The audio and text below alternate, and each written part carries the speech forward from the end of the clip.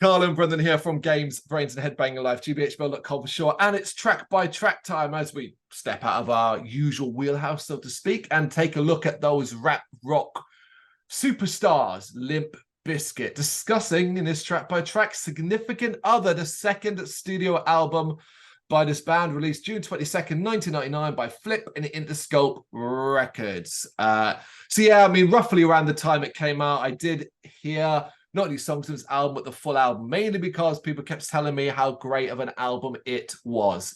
And I can remember, because a lot of my feelings came back listening to this. I remember hearing it, identifying what are the better songs. I'm not going to use the word good, the better songs, but generally thinking this overtly long, drawn out, bloated record was massively overrated, struggling to really puzzle over why people really liked it.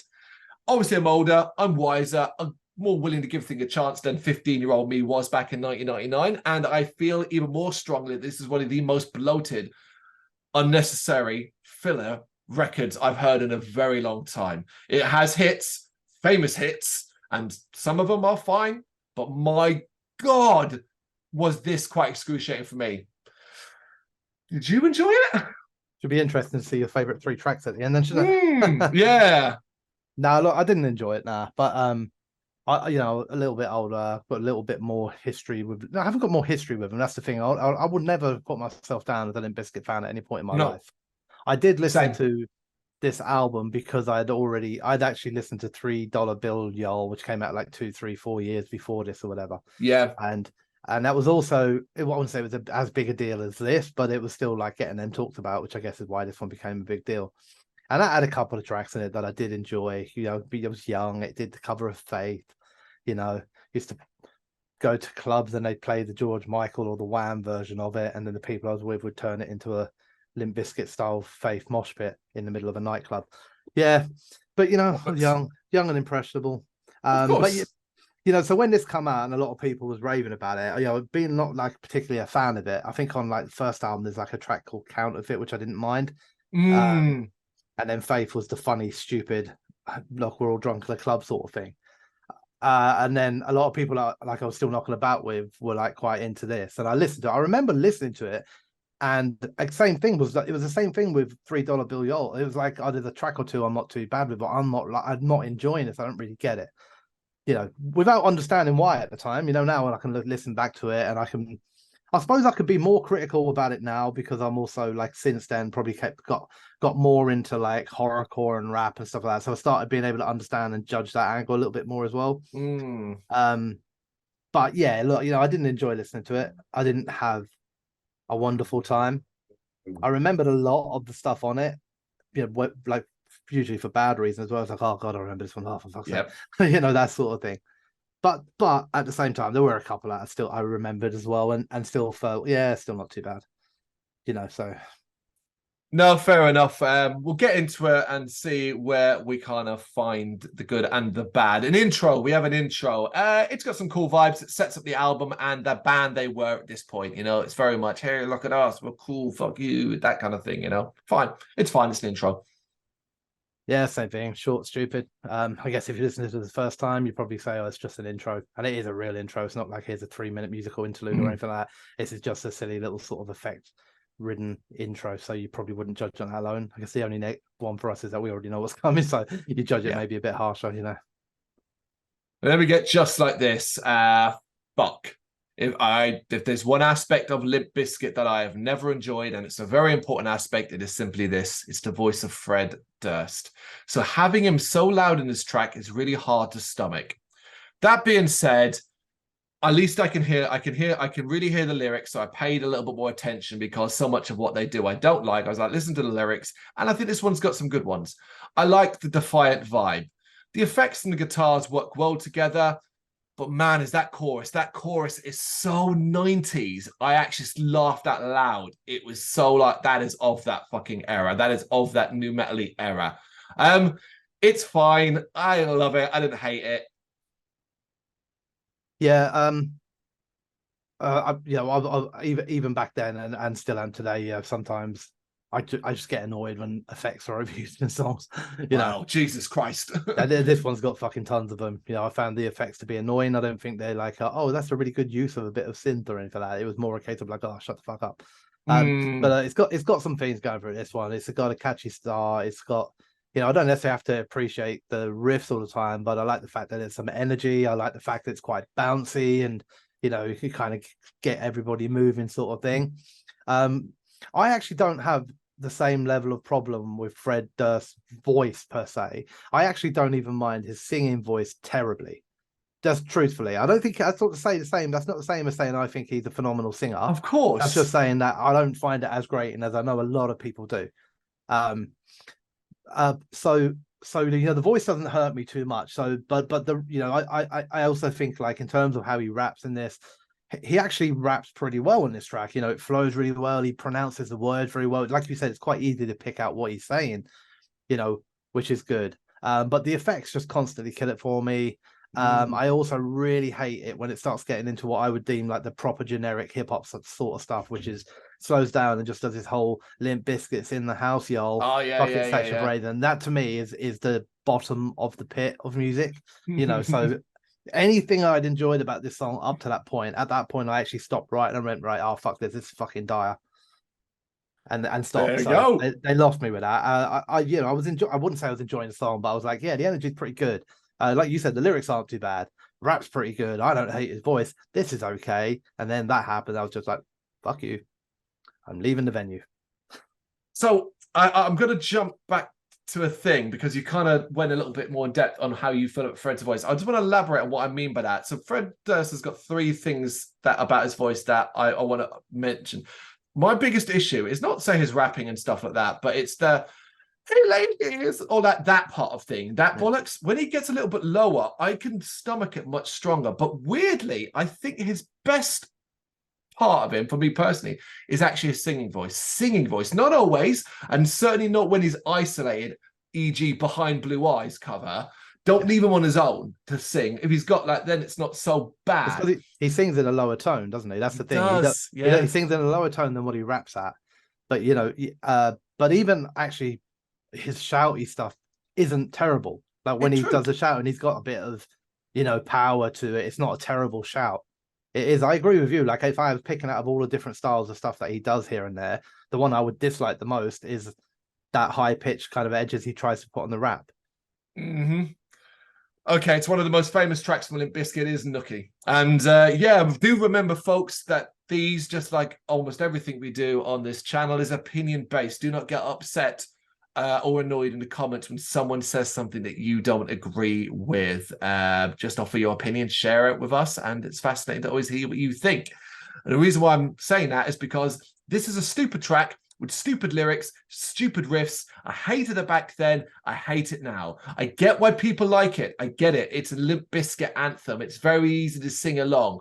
But fucking hell, it is one of the most painful tracks for me to listen to. I didn't even get close to finishing it. I hit the first chorus and went, done. That's it. I know this track. Boom, done. And I get it. If you're a certain age, you'll hear this and you get nostalgic and stuff like that. But man, on this album alone, there are tracks coming that are better. Get nostalgic over that shit, not this nonsense. I hate the lyrics so much, Brendan. I hate it. And I can't deny.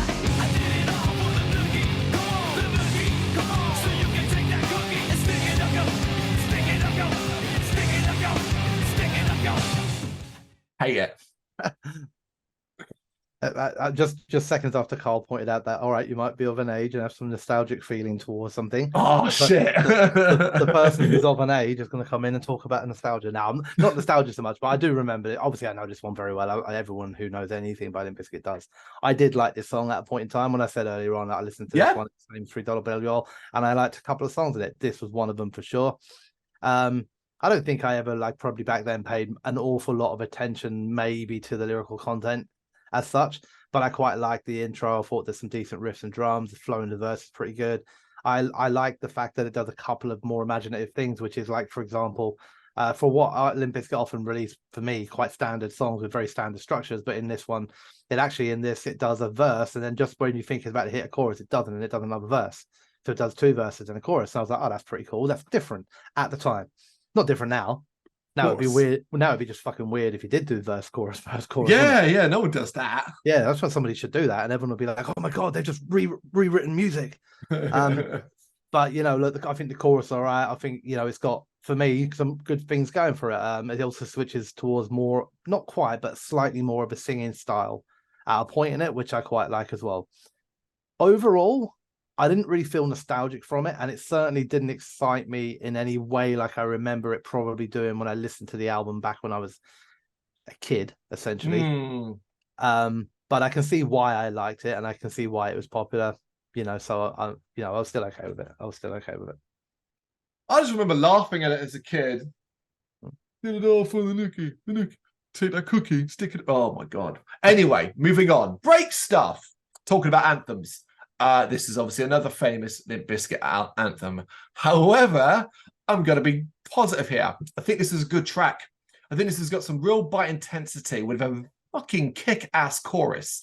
Even I, with all my dislike of this album and Limp Bizkit in general, even I can hear this and go, yeah, this would be cool. And though I never planned to see Limp Bizkit live, I have once at a Sonosphere back in the day from a great distance.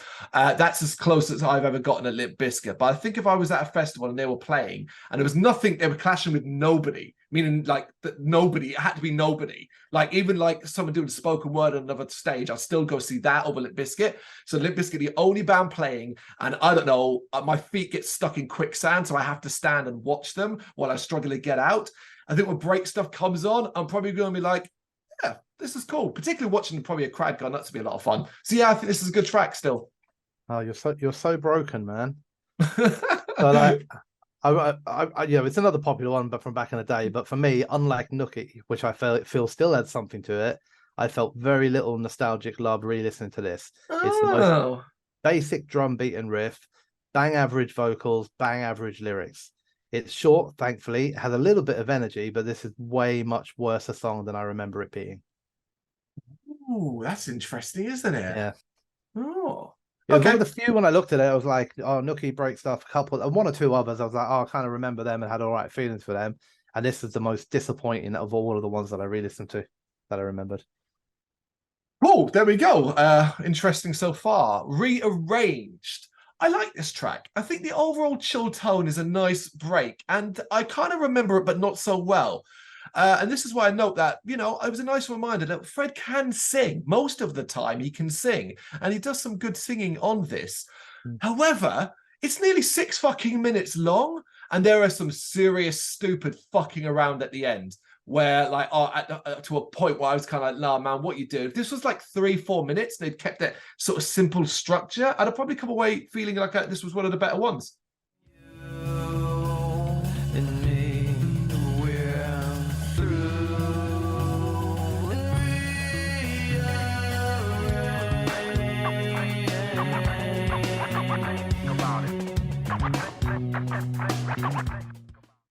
Yeah, I mean, I do. I think it is one of the better ones for me anyway. I think it's a bit more of a subdued style, like we were saying with the singing.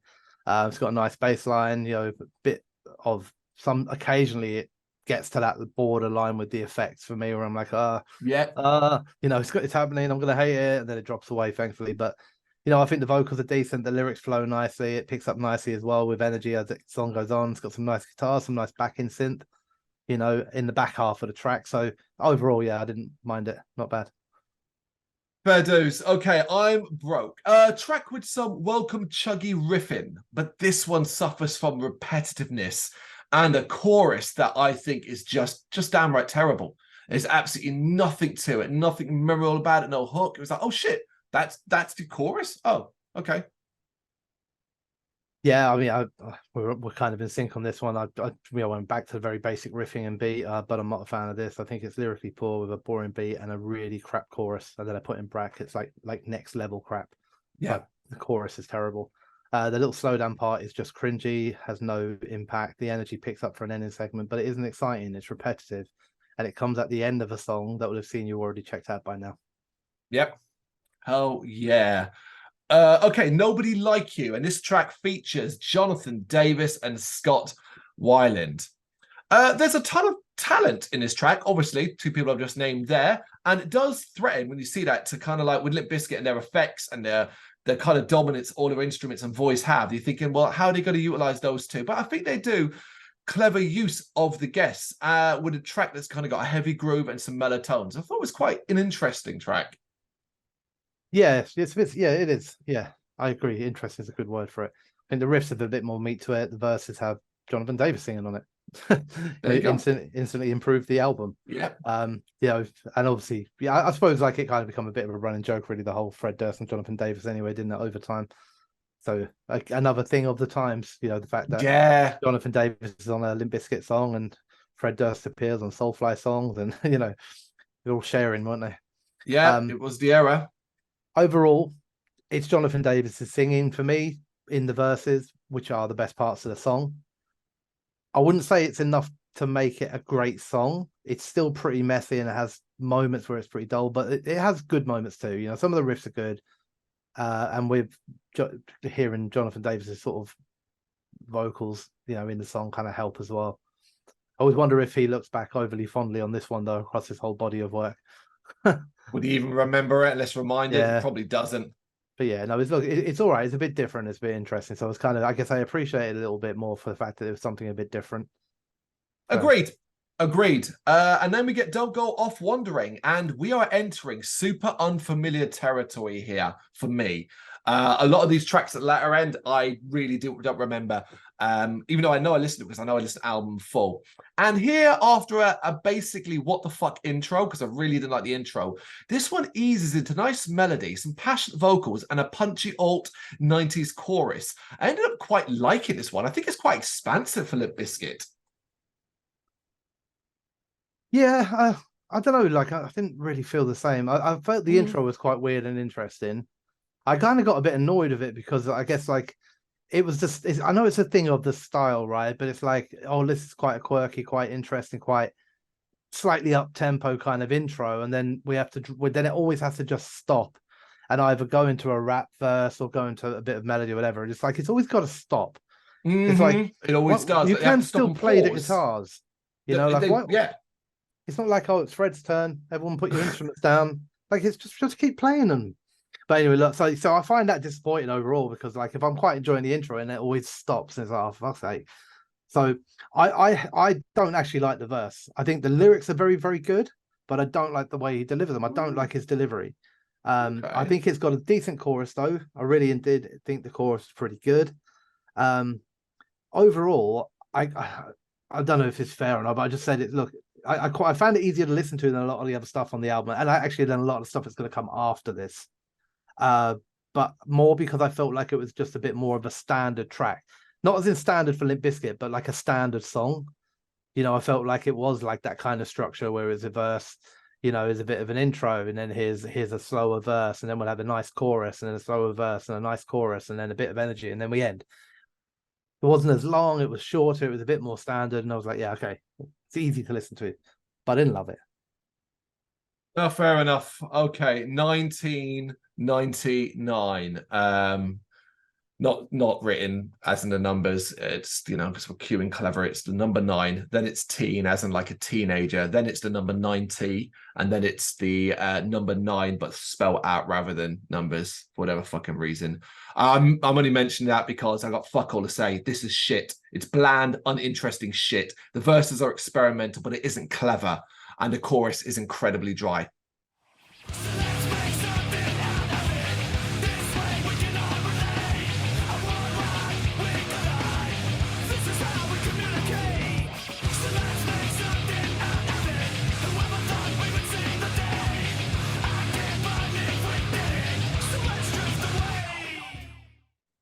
Yeah, it's not a good one, this.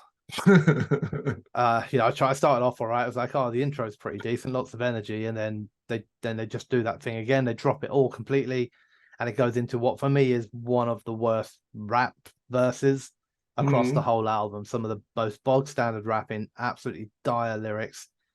Chorus is okay, but these little spurts of energy that come in choruses that are then quickly followed by more diluted rap, like it doesn't have the impact, does it? Like, there's no point in writing a shit song with a good chorus. Doesn't make it a good song. That's the problem.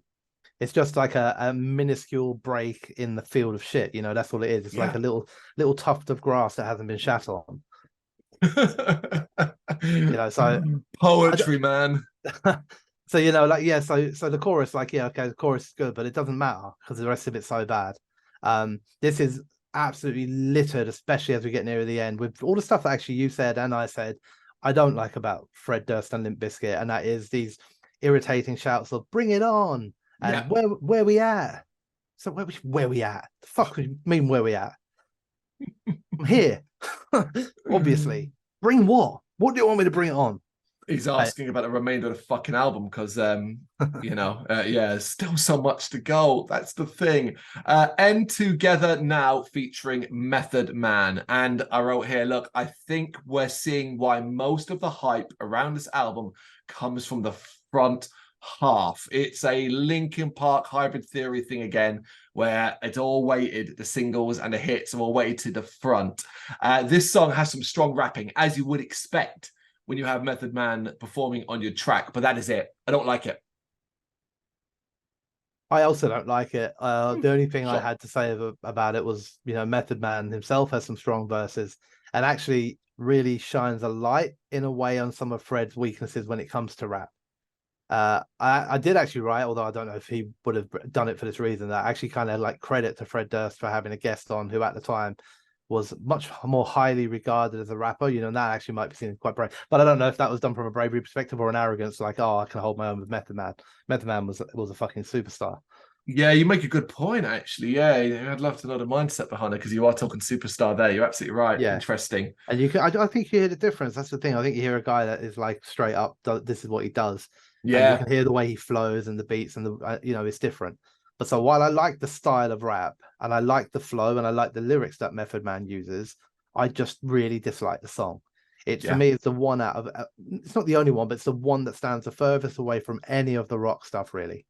To being actually what is more a straight up kind of hip hop track.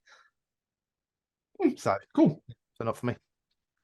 Trust, a lot more aggressive, and that is welcome, but this is just another bog standard, uninteresting piece of music from this band. So I said the same, nice to have heavier side back at least.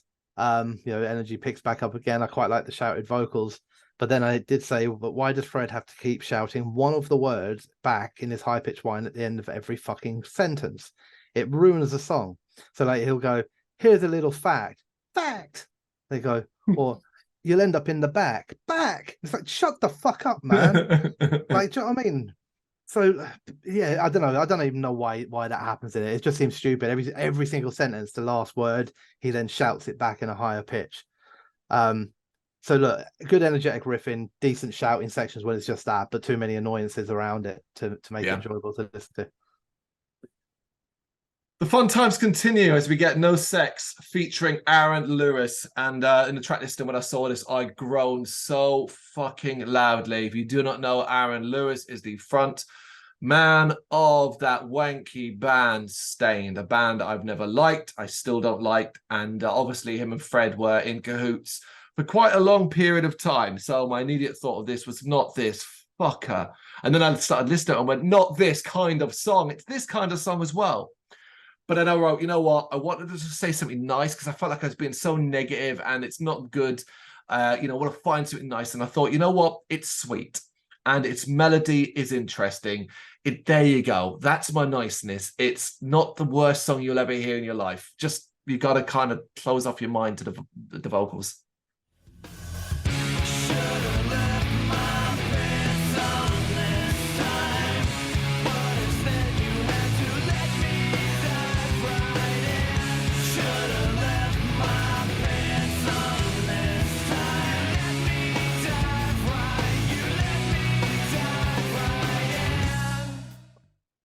Yeah, I pointed out the same things really. Slower one, featuring Aaron Lewis of Stained, two things that instantly scream, this is going to be bad.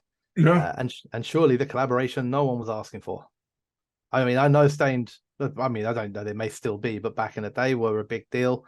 I was never a Stained fan. Oh my God, it was just so depressive. And you had Limp Bizkit, who were all about stupid energy, and then Stained, who were all about anything except stupid energy. And how that collaboration comes to be, I don't understand, other than record label saying, "I'll stay in the big at the moment. Let's get some more names on here." But I don't like it. I think it's lyrically poor and has extremely boring music. Vocally, it isn't terrible, like in terms of like, can the guy sing or not? Yeah, but I just don't like it. For me, it's not worth another second of my time. Okay, are we going to get any more positives? We've got Show Me What You Got. Can I Stop Listening Now? Okay, no, seriously. This one actually isn't too bad. It's got some bounce, groove, and intensity, and that's fine. The problem is, and it comes to a reoccurring theme all through this album, but at least certainly weighted in the bottom half of it, it's boring. And to keep it going, that left no impression on me at all. Well, a bit of a hip hop energy to start. I quite enjoyed that, and then it turned out to be the worst thing ever written in the world. As the verses are all just him naming cities in different states, rhyming nonsensical sentences just to make it work. Like, I found a lucky coin in Des Moines because coin rhymes with Moines. Moines. And it's like, and then he would just say something else about another city. And it's like, what the fuck is happening? Like, is this what our lyrics have come to? You know, what did you do? Like, just write down a load of cities, then write down words that rhymed with those cities. And that the second verse, a little bit easier to palate because it becomes a bit more like almost like a thank you track. You know, he starts naming people he's grateful to and thanks people. And that's kind of nice. I guess. The chorus is okay, but barely. But overall, I find the song to be fucking terrible. And that woo-ha stuff he starts doing as well near the end of this one can also fuck off. The thing about like naming people that you're grateful for and stuff, that's what the inlay is for, you dicks. That is what the inlay is for.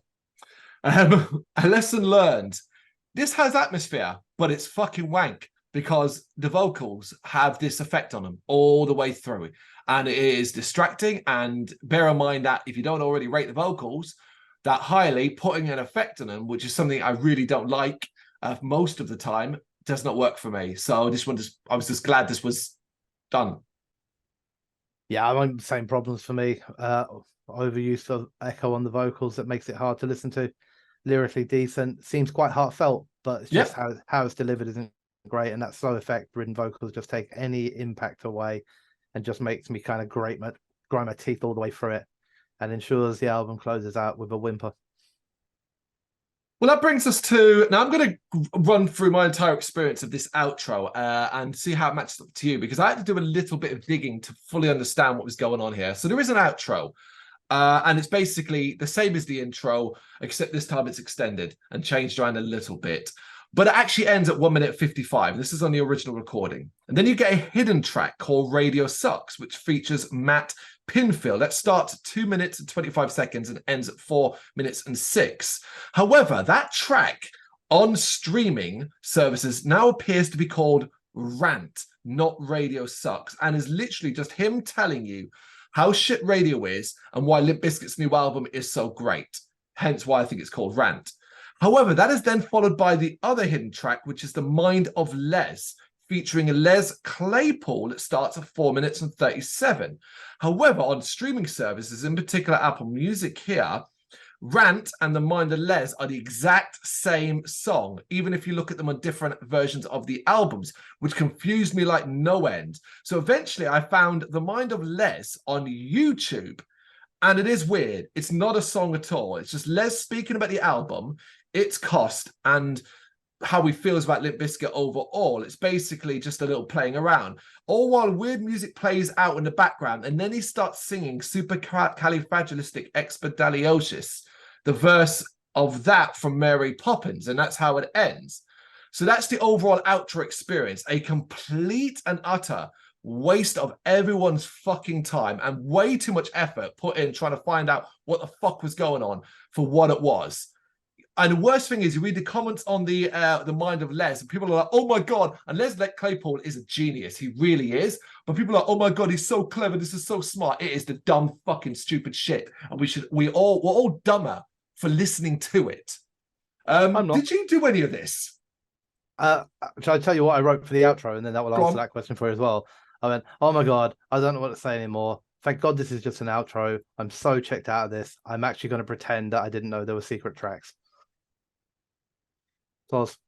Well, I've just given you the rundown. You want to hear two people just telling you how great Limp Bizkit are? I don't feel like I've missed anything by skipping them.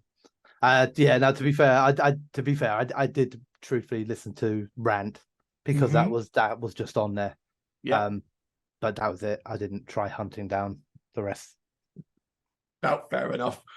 Okay. Find 3 tracks that you would recommend from this or that you think are the best. It's a toughie here. You can go first with this one. All right, so I'm going to go with Nobody Like You for the Jonathan Davis parts, and Rearranged and Nookie because I still think they're okay.